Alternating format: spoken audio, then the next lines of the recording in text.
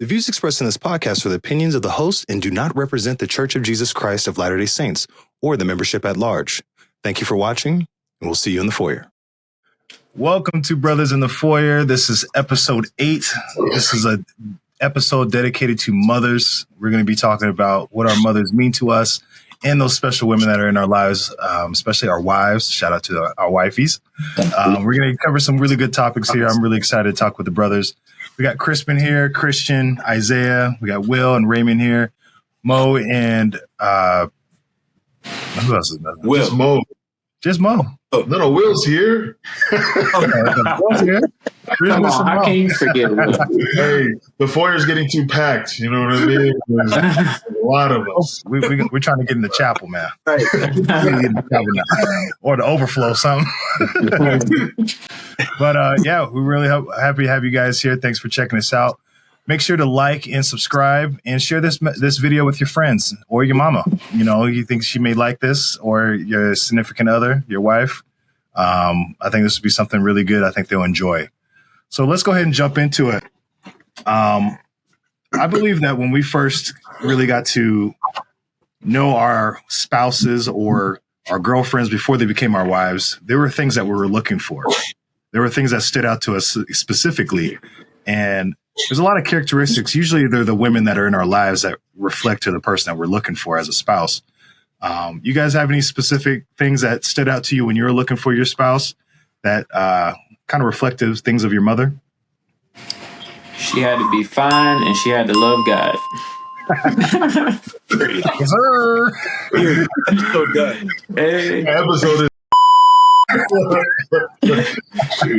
Hey, no, but really, like, for me, the one thing, because me and Veronica, before we were married, we never we weren't like committed to each other, like boyfriend, girlfriend. Like, we dated, but we didn't have like an exclusive like relationship where we were just like dating. And so, but the one thing that really attracted me to her when we first met was how many times I noticed, like, because I was brand new in the church, so like I had a fire. I was probably like a year just baptized when I met her.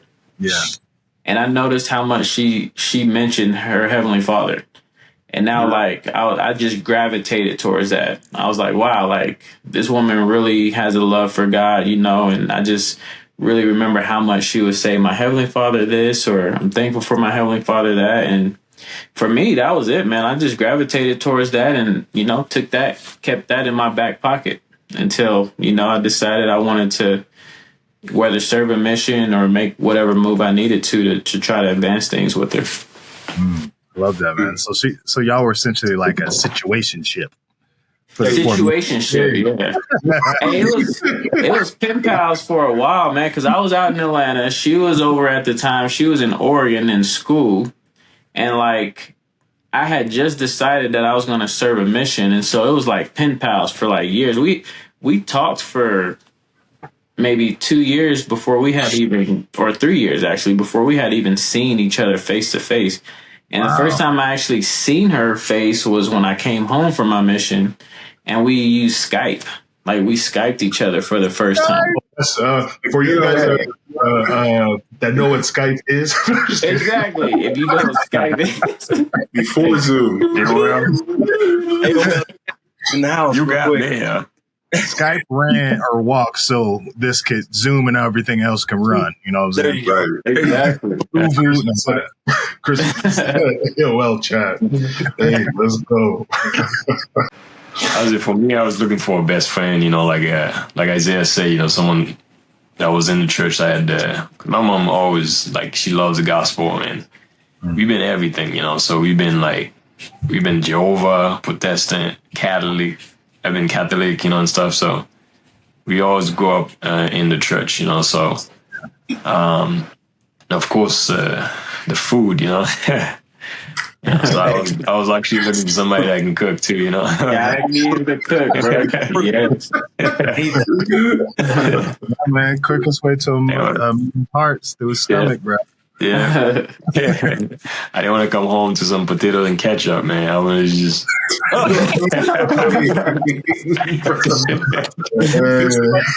Someone else hang on name. I'm just kidding. What about you, Chris, man? No, I was looking there, you know. But yeah, so yeah. For me, I was just looking for somebody that was going to elevate me in every way. So, you know, the best advice that I ever got was from my mission president when it came to looking for a wife. He was like, "You definitely want to marry up.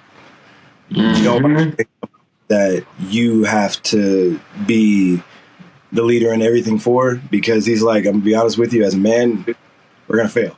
We need our women to be better than us." So he was like, I admonish you to go find a woman better than you. And I got lucky, man. I didn't really date much before, like in high school and things like that. I saw all these, you know, the drama and whatever, like through high school. And I was like, nah, I don't want any parts of that. I'm kind of cool. I'll kick it with girls here and there, going to dances and stuff. But I didn't really want to do that. I focused on sports. And so after high school, it was just work, college basketball, work, college basketball, work. So I didn't really date anybody, have a girlfriend, anything like that until I got off mission. And my first attempt at that, at having a serious relationship, was my wife. So I'm 1 for 1. Hey, so, 1 for 1, knock it out the park. You know what I'm saying? Any of I was trying to look for the women that my mom were telling me about. You know what I mean? Just kidding. And unfortunately, no, not unfortunately, gladly I didn't find. What was it? Unfortunately, gladly didn't find that. No, in regards to my mom, some of the characteristics of my mom and my wife is just how they're so giving, like. Bringing people into the home, like having all these. To my wife and my mom, everybody that they come in contact with, they would say that they're their best friend. Like I am Ofa's best friend, or I'm Holly's best friend. You know what I mean? All these people, so they make people feel special. So that's a good characteristic that I found in my wife, is that. Loved by many in regards to how caring they are. That's what's up. What's up? I guess what's up, man. I was gonna say I was kind of looking kind of similar, Ray, for someone that was gonna love me and respect me for who I was, and that was really hard before, like after high school, because I had dated a bunch of girls, and I was horrible. I was a menace, man. Right. This guy.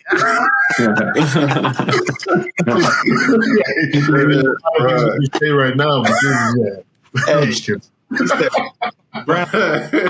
But I feel like because me and Brooke knew each other, we knew about each other for a long time. We knew about each other in junior high. Okay. And then high school, we knew about each other, but we never dated until after high school. And so we dated for like a year or two. But being with her, it was the first girl that I was with where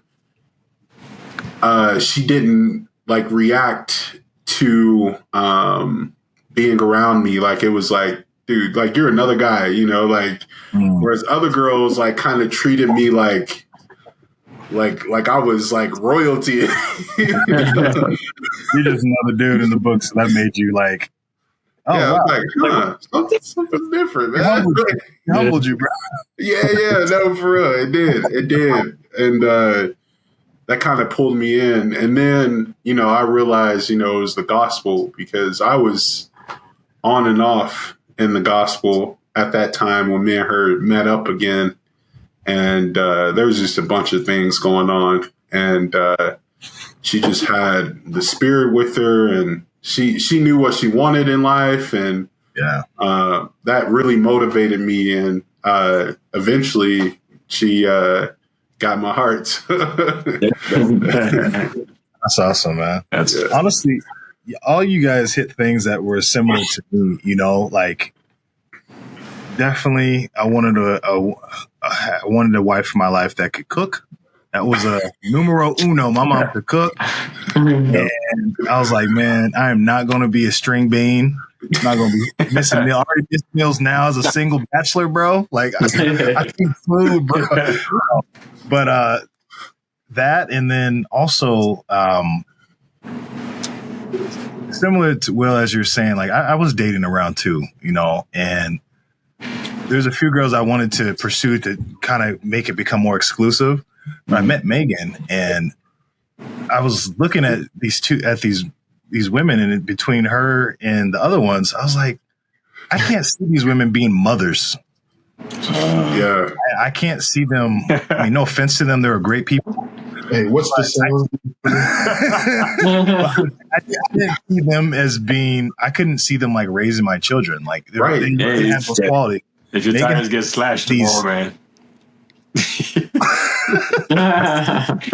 No, but like Megan had these qualities about her that I didn't find in any other girl that I ever met. And there were qualities that I saw 10 years down the line.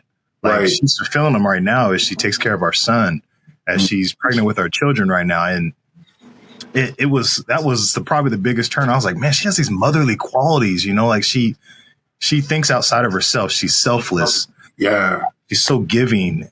She's goal oriented. I mean, my mom was a really goal oriented woman as well. And these are things that just naturally, I was like, man, yeah, I need that. Not only for me to help me be a better man, but also I'm thinking about my kids. I'm thinking about my posterity. And these are really big things that are important to me that I want to have this in my family unit, And so, those were big things to me as well. But so like we met our wives, we saw these characteristics in them and saw how great they are. And we're like, okay, I can marry this woman. She has some things that remind me of my mom, the things I definitely want in my life and I need to make me better. And hopefully I can give it in return and help her become a better person as well. So how has the impact of mothers had on you, like throughout your life, like motherhood, seeing your wives have their children? How has that impacted you personally? Man, I can speak on this one all day. But the biggest thing I see comparing how my mother raised me and now me having children and seeing how my wife looks over and nurtures our boys is they both will literally lay down their lives for their children. Like that's like the number one thing. Like when I say like die for their kids, like now for me, my mom would die for her grandkids. Now I don't know if she'll die for me now because she done replaced me. Like I'm like, it's like now it's all about the grandkids. but like man, like yeah, when it comes to like just protection and when it comes to just making sure that my kids need whatever they need. I mean, I know like I'm the male, so I'm like supposed to be the protector. But like when you talk about lioness, like I got a true lioness, like on my side. Like she don't care who you are, like whatever. Like if she feels our boys are in any type of situation where it's gonna be like a negative impact on them, like she's right there, like stepping in and making the correct adjustments. The nurture is unreal. Like she will do and go through whatever lengths to make sure our boys have what they need and they're not missing no meals. If they're sick, she's doing everything she can to make sure they can recover in health. And like that's probably the biggest thing that I admire most about my wife and comparing to my mom is that when it comes to their kids, I mean it's just complete selfless. Like they're literally laying down their own lives to make sure their kids have what they need to be well equipped and to be protected. Yeah, man. There's something you said, Andrew, where we looked in qualities that our spouse had that are great. I think when I was looking at my wife, like there was characteristics that she had. I think I was more selfish because she had all these characteristics that exuded making me 10 times better than a person I was. Like if I tell my wife right now I want to be an astronaut, dude, I would believe her because she would say yes. You're going to be the best astronaut. I'm like, really? And I mean, she can give me that feel. Yeah, she gives that confidence and whatnot. And some of those things that for my kids, like my kids have so much emotional intelligence. Like they know how to. We have full on discussion with our children that didn't come from me. It's because how my wife engages the children. Like she engages them that they're just little humans, not children. So she talks to them regular as if we're talking right now. And then one thing that my wife does that I found kind of crazy, but now I've learned to love is my kids call my wife by their first name, right? Some of you guys have heard that where my kids will be like, "Hey, Holly, hey, I need to speak to you about something," and I'll be like, but it's weird because they call her Holly and they call me Dad. So when we're in public, it looks weird. You know what I mean? She's the nanny. I apologize.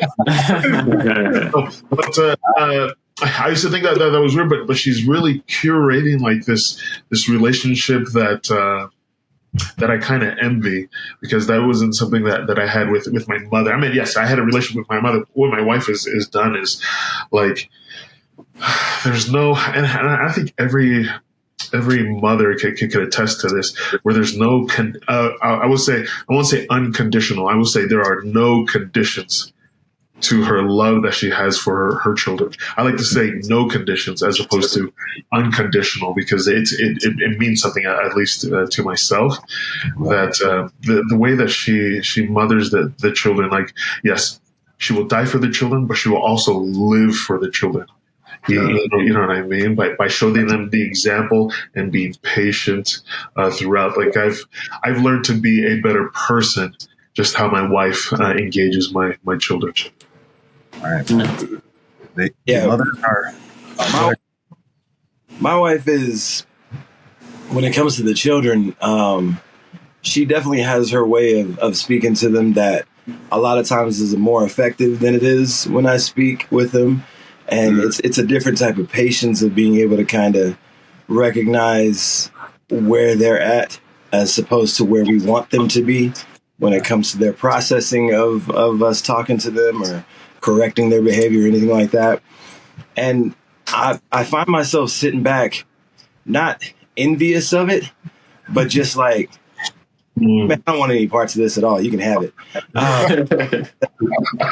I'm not built for that. So I got my way of speaking to him, I guess, and she has hers, but and it's a perfect yin and yang, I guess, with how we handle the kids. But what I do, what I have seen is the impact of her motherhood and in correlation with my mom as well, is that I don't compare the two. I the way my mom raised me is very different than the way that we raise our kids, and that's the way I like it. I want it. That's the way Sheila wants it as well. Right. And I realized early that my kids are not me, in the sense that they will contest everything that I tell them. They are going to question everything that I tell them.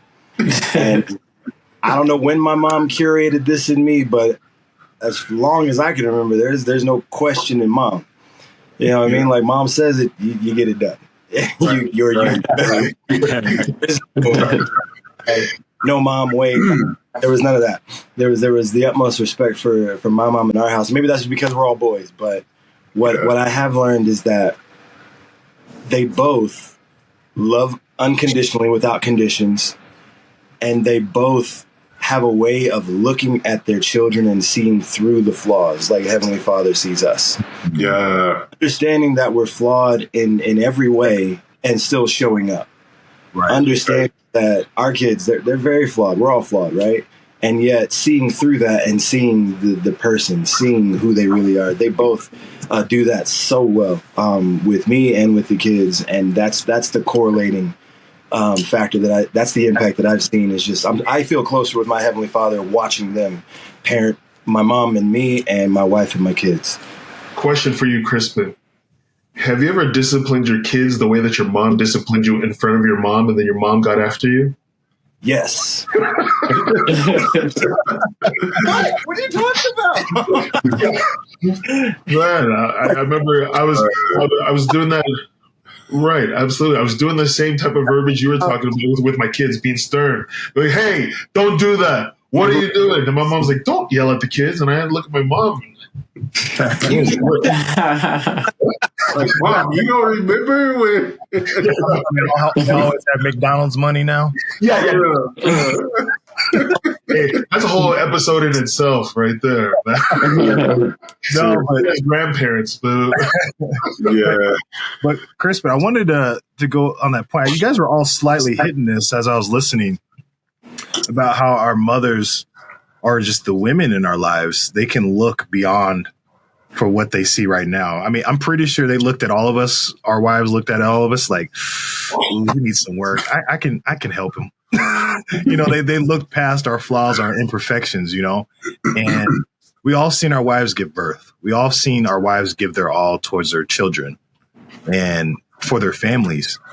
And that just reminds me of so much of how much they aligned with Jesus Christ, man. Like they lay down their lives literally for their children. They will do anything and everything for them. They are the most naturally giving creatures on this earth. And I can't think of anything else than Jesus Christ who gave his all. I feel like our wives and our mothers, man, they've done so much, and they're not Jesus Christ. Dang, man, like their qualities are pretty dang near close of what they would do for others. That pure love, that charity, and I'm just hearing you guys' experiences and the things you guys have said. You're like, man, they up there, man. Yeah. I really like what you said too, because like for me, my mom and my wife is completely different. So I didn't know I didn't know how much my mom did for me until I was about 7 years old. Because like growing up in Haiti and stuff, like my mom would wake up like at 4 o'clock. It was more like my mom did more of like a survival type of deal, growing up with me, So I remember my mom would hold my hand and my sister's hands. My little brother was too small, and just one hand like this. And we wake up like at 4 o'clock in the morning, walk a mile, and take a bus. And there's shootings and all that stuff going on. And then we had to take another taxi and to get to school at 8. And I remember we would stop right in front of my school because that's where my mom would buy us breakfast, and I was like, when I was like about 7, and that's when I noticed there was one time we didn't finish like she would buy us like eggs, bananas, stuff like that, and I noticed like she would starve herself, and actually, give us food and stuff, so it was a lot, like she would make sure that we get to school, like she would go to every single one of our schools first. And I remember when she got us there, and that's when she would take a deep breath, because I don't want to get into details, people chasing us and it's like strikes on the streets and things like that. I feel like I didn't do a lot with my mom. That's why I say it's like different, because like growing up, like I didn't get to do a lot of like fun stuff with my mom, but my wife, she has all these things planned for my son, like Andrew said, like our wives, they are like Jesus, because they will do anything for their family, and I can't even begin to tell you like the stuff that my mom does for me, especially like, being here, in the US, so it was a long journey. My mom, we lost a brother, and then, both my sisters came here before me, and my mom she almost died. She said she couldn't leave us because I was living there with my brother, and she couldn't leave us by herself over there. So, but yeah, she did a lot for us. I felt like it was like more like a survival, and my wife is more of like, she wants to do things for so she wants to go swimming, plan all those activities and stuff like that. And that's why, Christian, thank you for sharing that, man. That is for sure. I can't even imagine that, bro. Yeah. One thing that you said kind of brought something back to my memory of, like, since I've met my wife, there's experiences that I've never had, that things I've never done, but it was normal for her growing up, that she had it growing up, and then I'm experiencing now. I'm like, oh, you did this when you were a kid? This is my first time as a grown adult doing it. you know, just these special moments. And like, I don't think when we were growing up, our mothers, we realized how many special things they tried to do for us. Mm-hmm. And now I'm taking a step back as a father, and I'm seeing my wife do all these little special things for our son that he may not remember, but she's taking the time out. She's like, for Easter, like, you know, egg hunt, having all the little eggs, hiding them around in the backyard. I don't remember doing that, really. You know, but he's only 1 year, almost 2 years old. He ain't gonna remember that. But she takes the time to plan it out, to do it for her son, and to make memories, you know. And it's the women, there's so much in the details, and us, we're like, yeah, well, I mean, yeah, it's cool. Bro, so in the details, yeah. That's right. My sister's not gonna like this, but there's a story about her, like my mom grabbing her, and like I'm not joking with her. She was like fighting. She was holding all three of her little wrists together, and she like pulled from her, and then she fell inside a sewer hole, bro. She's not gonna like when I tell that story, but like I see this guy, my mom I've seen the panic on her eyes, and this guy just come and it's like, hey, the little girl, and this guy just dived in and just pulled her out, and I was like, whoa, that's her. That's crazy. Yeah, hey, we're not editing that out.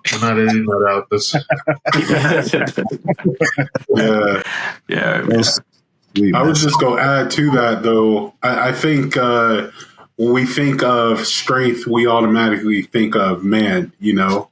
But when I think of strength, I think of my mom. Because just like Christian shared, like there were things that I saw as a kid that my mom did, you know, that I was like, wow, like I can't believe she did that. But because of those experiences that I had to go through as a kid, I have so much more respect for my wife and my mother. You know, looking back on it, I'm like, wow, like, man, my mom really had to endure, you know, having 7 kids, being a single mom, working a job, going to school, trying to provide for us the bare necessities of life, food, clothes, you know, making sure that we have what we needed.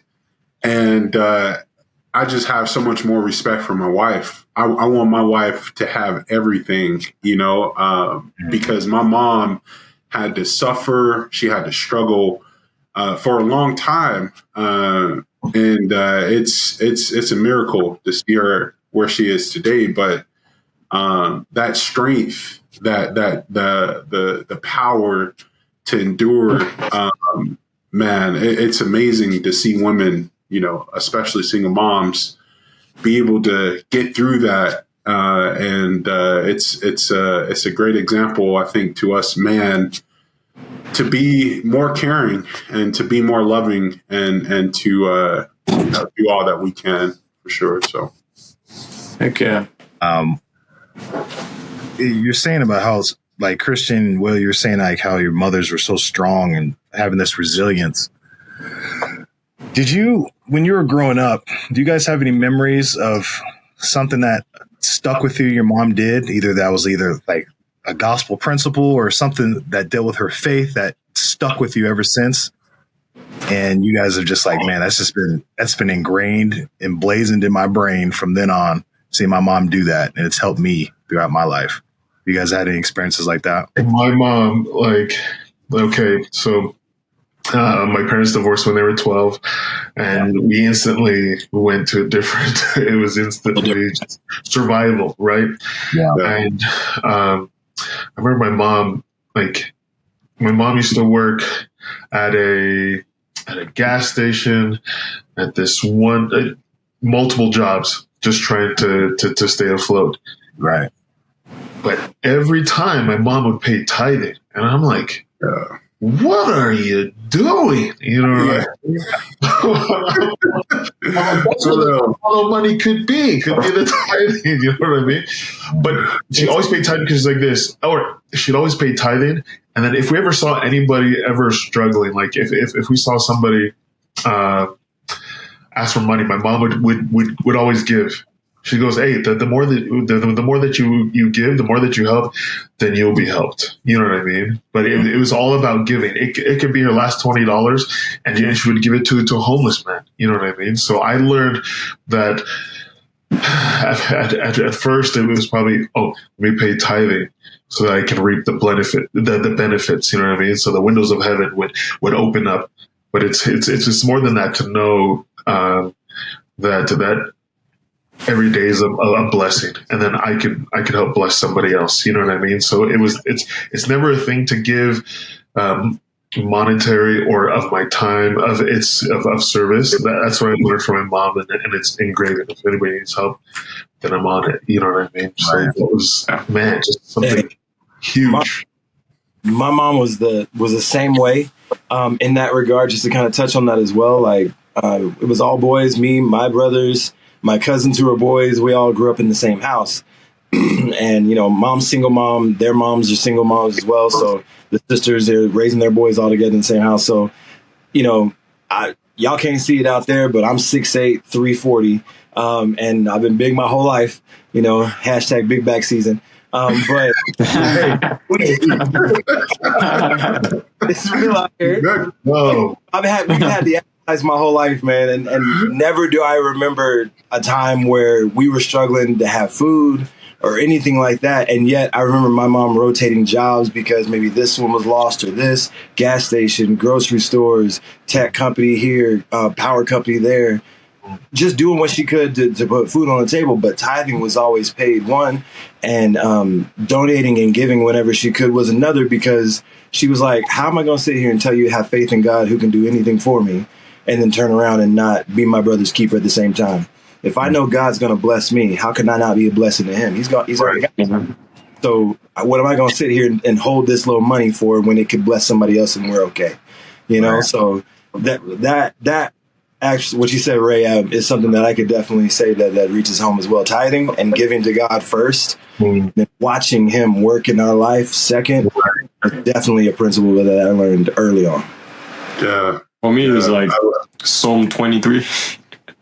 I remember I think every Haitian probably knows this, man, but I remember going to school, back home. My mom always trying to make me, your dad's supposed to teach you how to fight, But my mom was like she was standing like this, it looks funny. And I was in front of everybody in the school. And I was like, you look funny, And I remember one time specifically, there was I was going to school, and some guy, they were a machete fight. And it was I ain't going to get into details, but somebody got, and I remember I was shaking, because I was by my school, and then I was with my mom, and we didn't say a word to each other, and right before I went to school, and she noticed I was scared, she's she said, she gave me she gave me 2 boiled eggs and a banana, and she hit me in the chest, she's you need to be strong, and she's standing this in front of the school, and she's you gotta be strong, you can't do this, you gotta be, and I just remember she made me recite the Psalm 23, and I remember that, and that stuck with me. I think a lot of Haitians probably know, and a lot of people too probably know this verse, but what's the verse? Psalm 23. God. You gotta no, you gotta quote it now. I know French, and stuff like that, but yeah. So I just remember my friends after school, they're like, "Man, your mom was squaring up with you outside." I was nah, but yeah. So my mom always trying to make me look strong and stuff. So she's always into the church. She used the church to actually brought my spirit back, because when things like that happen, it's a very your mind kind of blinds you, for a lot of the stuff that I saw, back home, because when it's weird, it's kind of weird to say, because it's when I landed in America, I didn't, all these visions were all the stuff that I see was almost like a blur to me. It's my mind kind of blocks it from all that trauma and stuff, so, but that really helped me, for it's I still know that verse to this day, so I know it in Creole, but I don't even know it in English. That's how much I recite it. You know, Wow. That's cool. Yeah, man, I love that. Crispin, what you were saying about tithing, I had the same exact experience, man. Like, well, my mom, yeah, it was post divorce. Me and my brother. I think my brother was just moving out, so it was mostly just me. And I remember riding in the car, and she was showing me that she was writing out a check. She's like, Andrew, this is my last few dollars I have, but I'm going to give it to the Lord, and I know He will provide. And she's like, I'm going to pay my tithe. And it's gonna make me cry. I was like, yeah, tithing, okay, yeah. And she's like, the Lord's going to bless us, Andrew. And like, she was like so confident about it. I don't even know. Probably when she watches this, I don't even know if she's gonna remember it. But it stuck with me as a 13-year-old boy about tithing. You know, I didn't have a job. I wasn't getting money. So, but she planted that seed in me at a young age that now it stays with me as I'm 32 years old, you know? And so the story is that she paid her tithe. She's like, I don't know how we're going to pay for things at the end of the month, but the Lord's going to provide. A week later, a check randomly came in the mail. It was she overpaid something, I guess, or some back pay that YMCA owed her or something like that. It was just enough to take care of the needs that month. And she's like, I told you. She's like, the Lord provides. And I was just like, wow. Look at God. Right? Look at God. And the crazy thing was, ever since then, every time I got any amount of money, either from birthday money or I was mowing a lawn or got some little odd money from somewhere, she's like, did you pay your tithe?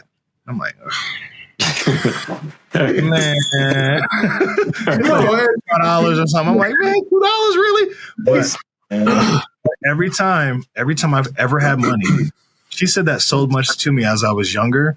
Every time I get any amount of money, it's the first thing I hear in my head is her voice. Did you pay your tithe? She does that to grandchildren. She does that to everybody. Did you pay your tithe? It's like it's so ingrained in me that I have to pay my tithe or I feel sick. Yeah. You know?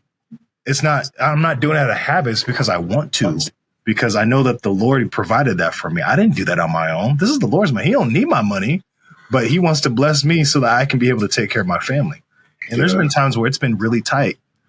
And I'm like, how am I going to take care of things? And I know I pay my tithe, and somehow it just always works out. Right. You know? And that principle my mom taught me at a young age has blessed me for the next 20 odd years. Ever since she's taught me that. Yeah. I was just going to add to that, Andrew. Amazing. Crispin and Ray. I think another principle along with tithing, but also just obedience, you know? Yeah. I remember my mom waking us up on Sunday. I was like, man, I don't feel like getting out of bed. My mom yelling, you better get up and put on your shirts. We're going to church. And just going to church, regardless of what was happening at the time in our family, whether we were like, I remember, like we lost our first house. Mm-hmm. Like my parents got separated. We lost our first house. That house went into foreclosure, and we were kind of just bouncing around. Every few months we would bounce around, and I just saw my mom's obedience to God, you know, and wanting to keep the commandments. You know, I was like, man, why are we going to church, man? We just always got to get, you know, like why? Like, what's the point of this? You know? Yeah. But looking back, I understand now, you know, and to add to what you were saying, Andrew, Heavenly Father, He's going to bless us for even putting in that little effort, you know, or trying. He's going to bless us. He's going to extend His hand to us. And I think it's just an important principle for us to always remember, you know, like obedience and you know, trusting God, having confidence in those covenants that we made and stuff. 100%. I just feel like it's the most tangible blessing I think Heavenly Father has given us. It's tangible. You give that money with real faith and watch at the end of the month how, things are balanced. Yeah. I mean, Yeah. you see it. And Hey, that's more the one thing you can be perfect on. You know what I mean? Yeah. Other than the Book of Mormon, True. that's a tangible blessing too. Yeah. True. Right. Facts. For me, man, I feel like the biggest thing my mother instilled in me was just like, and the reason I'm going to preface this because I wasn't an angel as a kid growing up, like she was, single mother. She was in her relationship, but for the most part, a single mother raising me. And so like, yeah, I was a kid. I did stuff and she would discipline me. But the only time my mother would like discipline me, like spank me, give me whoopings, was when I was not honest. If I lied. Yeah. Like I could do for one example, I remember I collected Pokemon cards. I was probably like in the 3rd or 4th grade collecting Pokemon cards. And I came home with some money. And I remember coming home and there was like a grocery bag on the floor. So I like had this played out in my mind. If she asked me where the money came from, I'm gonna be like, I found it in this grocery bag. So I like place it in there. And then I pick it up and I'm like, oh, I go and then I go up to her, I'm like, hey, look, I found this money in the grocery bag. And she's like, where'd you get that money from? Like she read me like right away. She like knew there was no money in that grocery bag. And like I don't know, for some reason I was scared to tell her like I sold Pokemon cards at school and I made money. Like to me that I don't know why as a child at that time I thought that was a bad thing, but for some reason I thought that was bad. So I was dishonest about that. Bruh, she wore me out. And that was the only time she spanked me though. That was the only time she would spank me is when I would lie to her. And so like literally just like instilling in me to always be honest, always be truthful. Like even if it's, sucks, even if it hurts someone.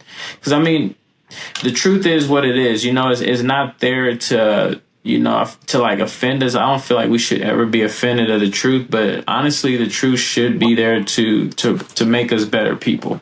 Right. Because it hurts. I mean, that slogan, like truth hurts, it's true, but if you, look inwardly and say like, you know what, this person loves me, they're telling me the truth and they're honest with me because they want me to be a better person, not because they are trying to make me feel bad. I feel like that's when it works into our advantage. So that was my biggest lesson I learned, from my mother. Because, yeah, I received no other physical discipline from her outside of just when I would lie to her. And so now I understand why it's so important to just be honest, to be truthful, at all times with myself. That's how we build, our character and integrity. And so even little white lies, man, like, there's certain times where it's like, do you, even to protect someone, like, do you tell them, like, it's going to be okay when really it may not be okay?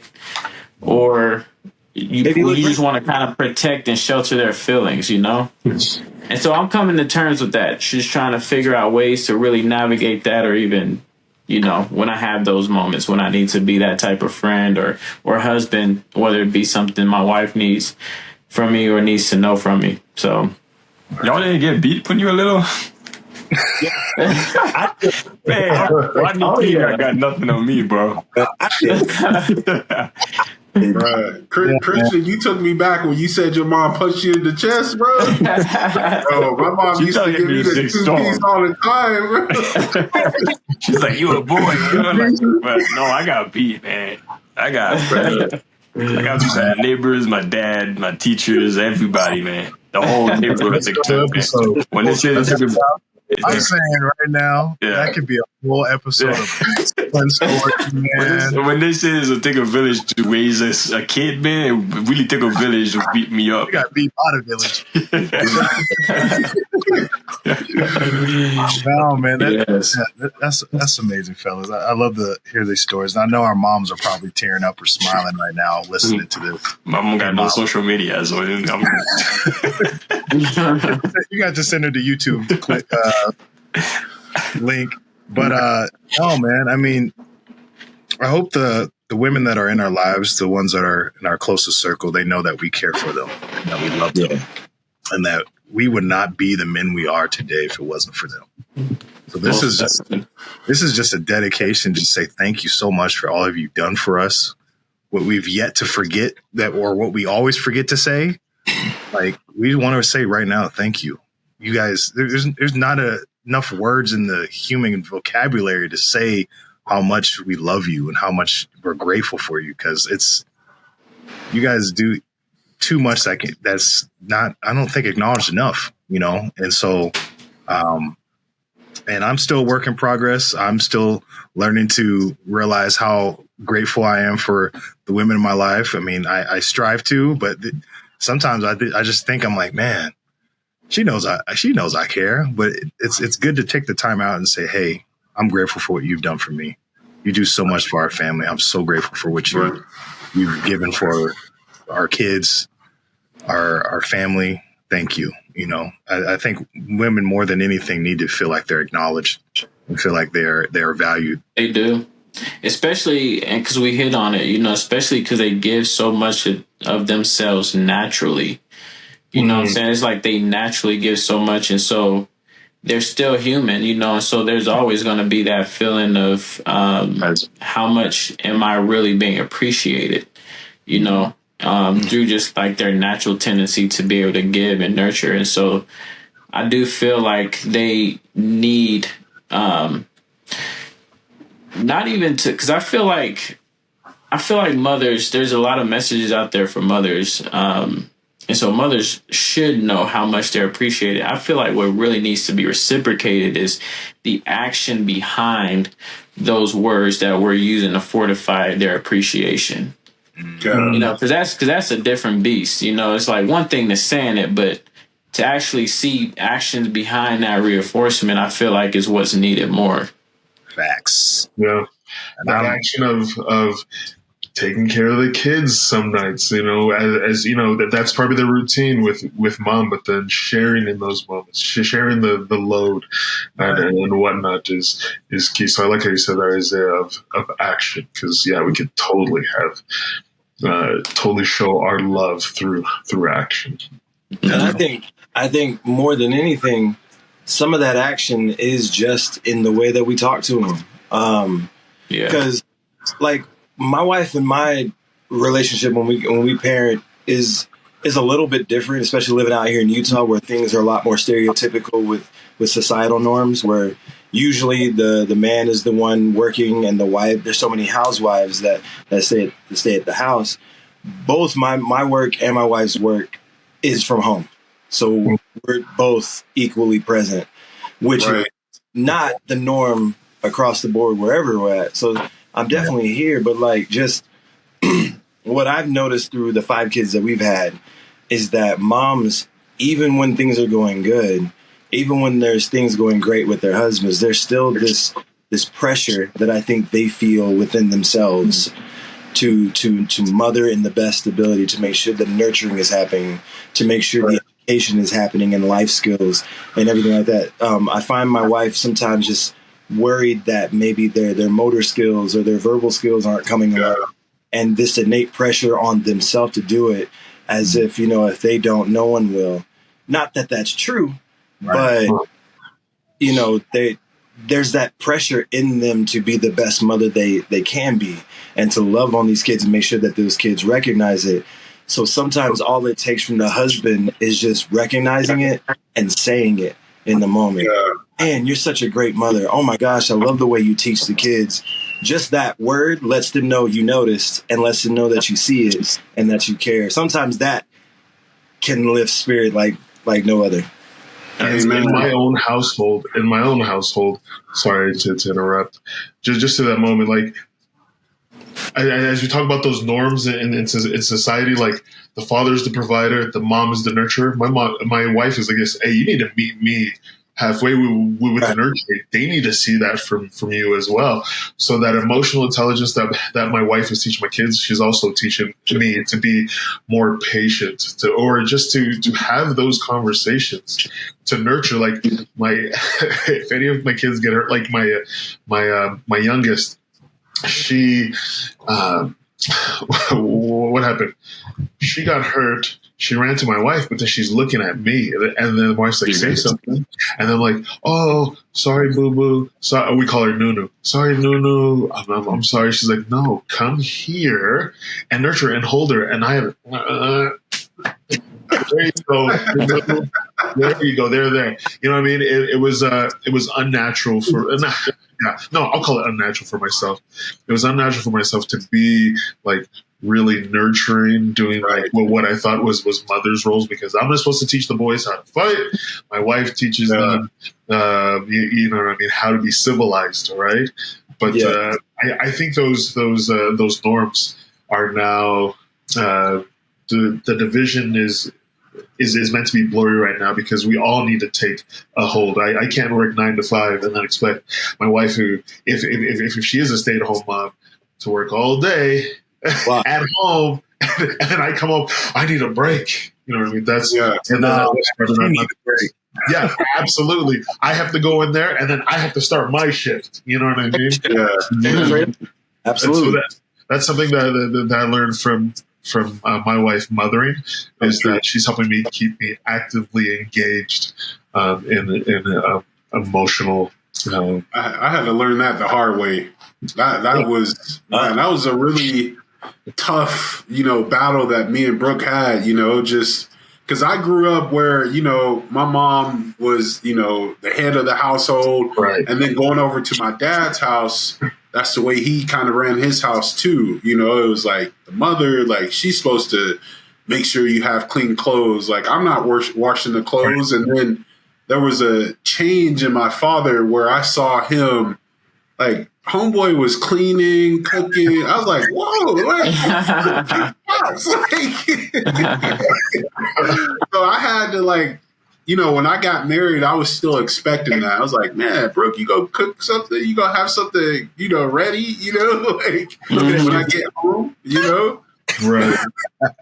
And it's been a blessing though. Like that's changed, where I help put down the kids. I'm reading the books, I'm there when they fall, or I'm nurturing them, and just, being parents, like it's our first time doing this, but we can both work together at this. Absolutely. Definitely.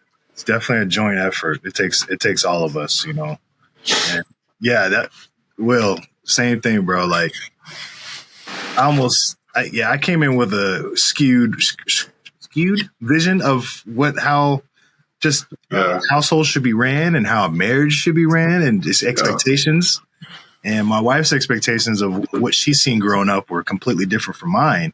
And I had to learn and understand, like, hey, it takes everybody here. Everybody got to keep this machine going here, and so I'm not saying I'm perfect. I'm still improving. I'm still trying to be better than I was yesterday. But yeah, kudos to my wife for kicking me where it hurts and saying, "Hey, I need your help. You cannot keeping me hanging. I need you to be here and help me with these children. Help me keep this house running." It's teamwork. Yeah, we're not roommates. Right. Help me. Help me. Help you.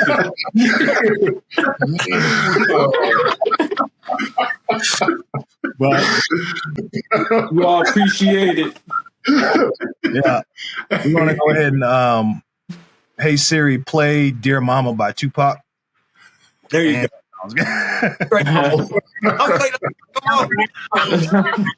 Whoops! My phone went off.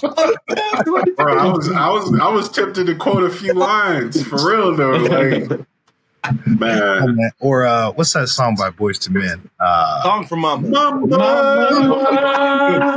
You know I love you. Here's how bad my mom is. My mom is so cool. So at our wedding, we danced that Boys to Men song, and we were dancing, and halfway through it cut. Then it went to Akon. She's so dangerous. Dude, Hey, bro. Hilarious. It was just Who is the DJ? Awesome. Right. It was awesome. Mother and son dance at the wedding was just epic. It's just too funny. I love that. That's Really, just again, we want to say thank you to our mothers and our wives for being the women that you are, and that you're an example to not only the children, but most of all us.